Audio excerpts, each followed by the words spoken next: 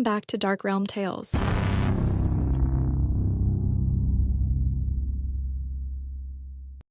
Long ago, before there were stories about monsters, ghosts, or even dark magic, there was a small village nestled in a deep, secluded forest.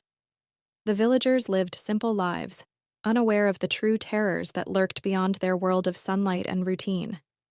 They didn't know fear until it came. It all started with a stranger. He arrived one quiet evening, covered in a dark cloak that made him blend into the night. He had no horse, no belongings, just an empty satchel and a strange presence. The villagers gathered around as the stranger entered their town square, eyes fixed on his gaunt figure. He lifted his head, revealing hollow eyes that seemed to stare right through them. In a voice barely louder than a whisper, he spoke. "I need a place to stay for the night." The villagers were wary, but hospitality was a sacred duty. They offered him a small hut at the edge of the village. No one saw him eat or sleep that night, but they heard him. Soft chanting, strange mutterings, and the sound of something scraping against the hut's wooden door. When morning came, the hut was empty. The stranger had vanished, but he left behind a single item, a black feather as long as a man's arm. No one knew what to make of it. Some said it was a gift, others a curse. The elder of the village decided it should be burned, but when they threw it into the fire, it refused to burn. The flames licked the feather, but instead of disintegrating, it seemed to grow darker, sucking in the light around it.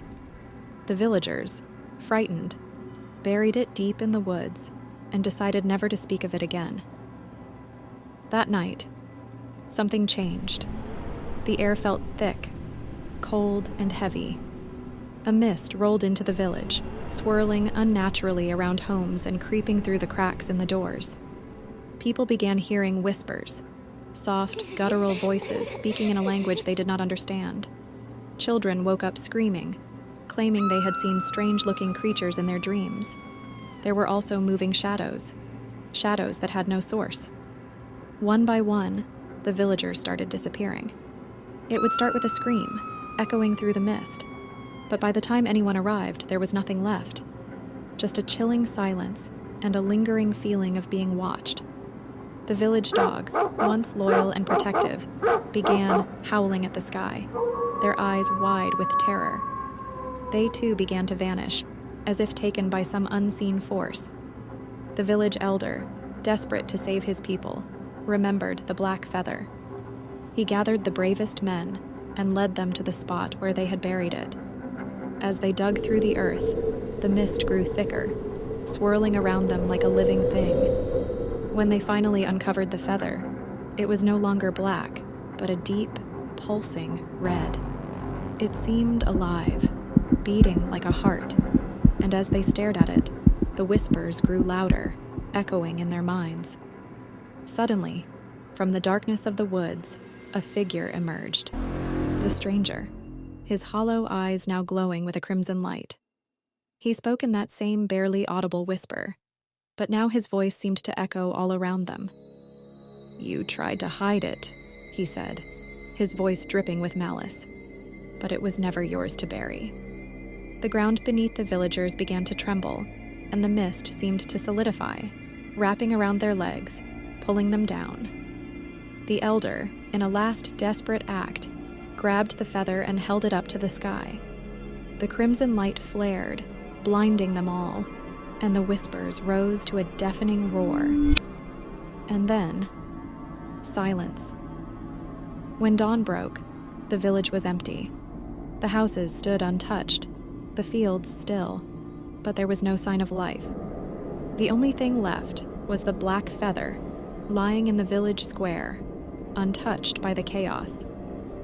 The story of the village and its people became the first tale of horror, a story whispered by travelers, passed down through generations. It was said that if you listened closely on a misty night, you could still hear the whispers of those lost souls, trapped forever by the curse of the black feather.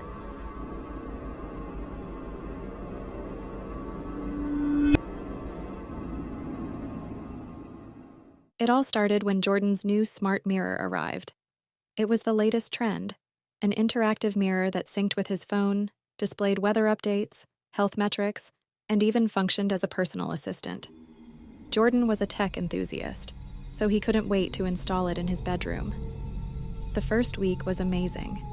He would stand in front of the mirror every morning, and it would greet him by name, offer motivational quotes, and track his fitness routine.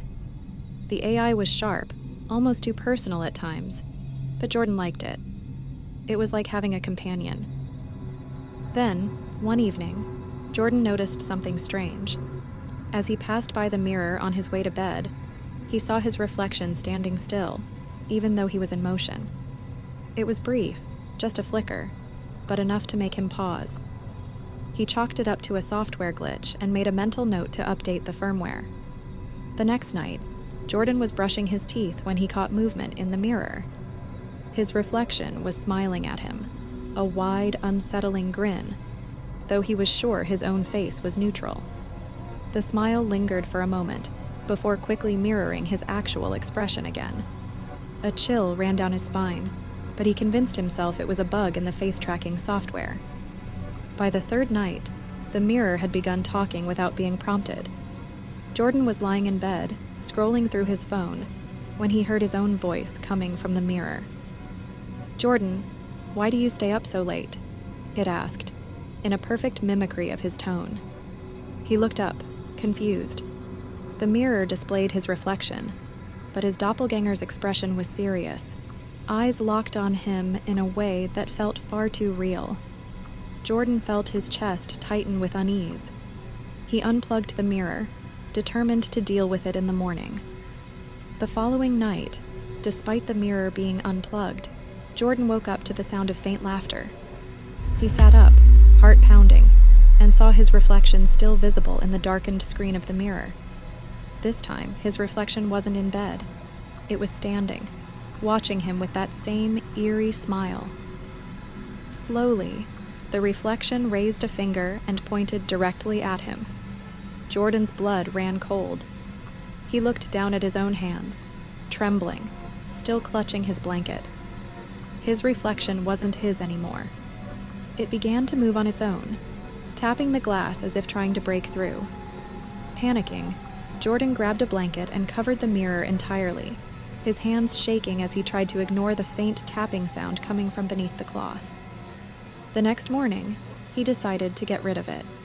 He dragged the mirror down to the alley behind his apartment, leaving it next to the dumpsters. He felt a sense of relief as he walked away, telling himself it was over. That night, as he settled into bed, his phone lit up with a notification. It was from the Mirrors app, despite him having deleted it earlier. Connection restored. Ready to resume. A notification flashed. Then his phone's camera activated, reflecting his terrified face back at him. Behind him, just barely visible in the dim light, was the figure from the mirror, smiling.